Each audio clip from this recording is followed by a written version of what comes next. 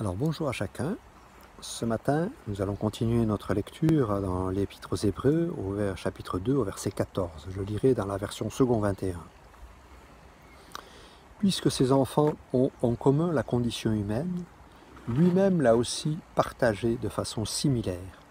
Ainsi, par sa mort, il a pu rendre impuissant celui qui exerçait le pouvoir de la mort, c'est-à-dire le diable, et libérer tous ceux que la peur de la mort retenait leur vie durant dans l'esclavage.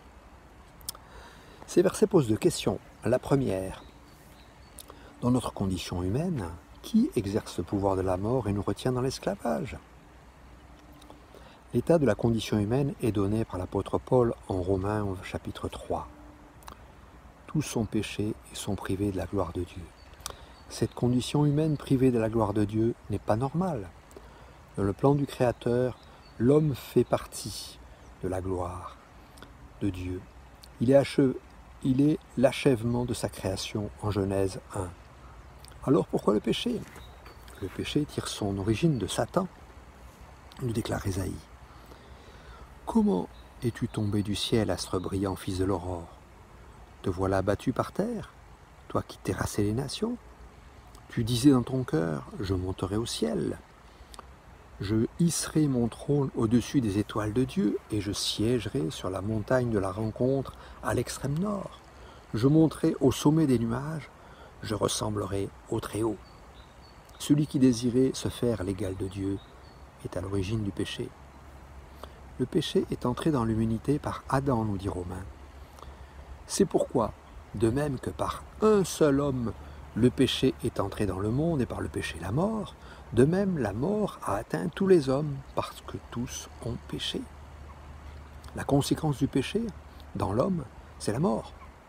C'est dans la Genèse que nous lisons, l'Éternel Dieu donne cet ordre à l'homme, tu pourras manger des fruits de tous les arbres du jardin, mais tu ne mangeras pas le fruit de l'arbre de la connaissance du bien et du mal, car le jour où tu en mangeras, tu mourras, c'est certain.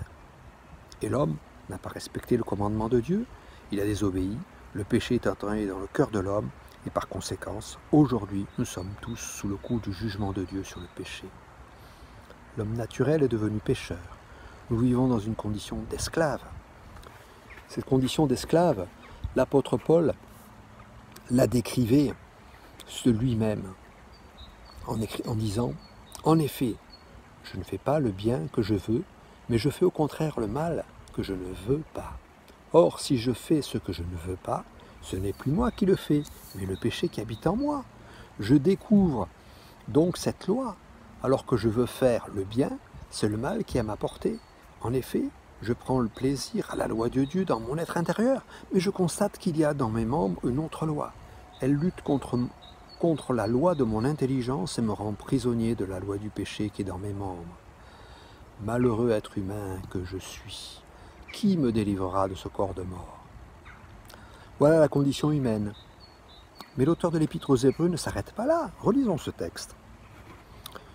Puisque ces enfants ont en commun la condition humaine, lui-même l'a aussi partagée de façon similaire. Ainsi, par sa mort, il a pu rendre impuissant celui qui exerçait le pouvoir de la mort, c'est-à-dire le diable, et libérer tous ceux que la peur de la mort retenait leur vie durant dans l'esclavage. Ces versets posent une deuxième question. Qui est celui qui a partagé notre condition humaine, a rendu impuissant le diable et nous a libérés de l'esclavage? Paul nous l'explique au chapitre 3 de l'Épître aux Romains. Ils sont gratuitement déclarés justes par sa grâce, par le moyen de la libération qui se trouve en Jésus-Christ. C'est lui que Dieu a destiné à être par son sang une victime expiatoire pour ceux qui croiraient. Il démontre ainsi sa justice puisqu'il avait laissé impunis les péchés commis auparavant à l'époque de sa patience. Il la démontre dans le temps présent de manière à être juste, tout en déclarant juste celui qui a la foi en Jésus. Jésus a ainsi réduit à l'impuissance celui qui nous tenait dans l'esclavage du péché.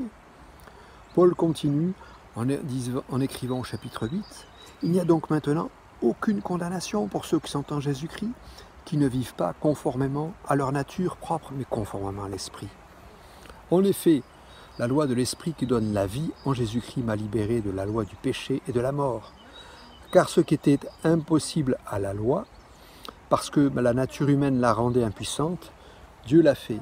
Il a condamné le péché dans la nature humaine en envoyant à cause du péché son propre Fils dans une nature semblable à celle de l'homme pécheur. Ainsi la justice réclamée par la loi est accomplie en nous qui vivons, non conformément à notre nature propre, mais conformément à l'Esprit.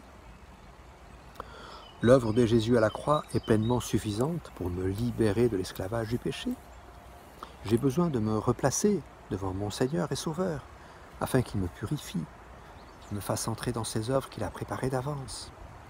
Ainsi, par l'œuvre accomplie à la croix, par Jésus, l'homme nouveau, celui qui vit en Christ, retrouve la place prévue par le plan de Dieu, présent dans la gloire de Dieu. Cela ne me fait-il pas changer d'horizon? Bonne journée à chacun.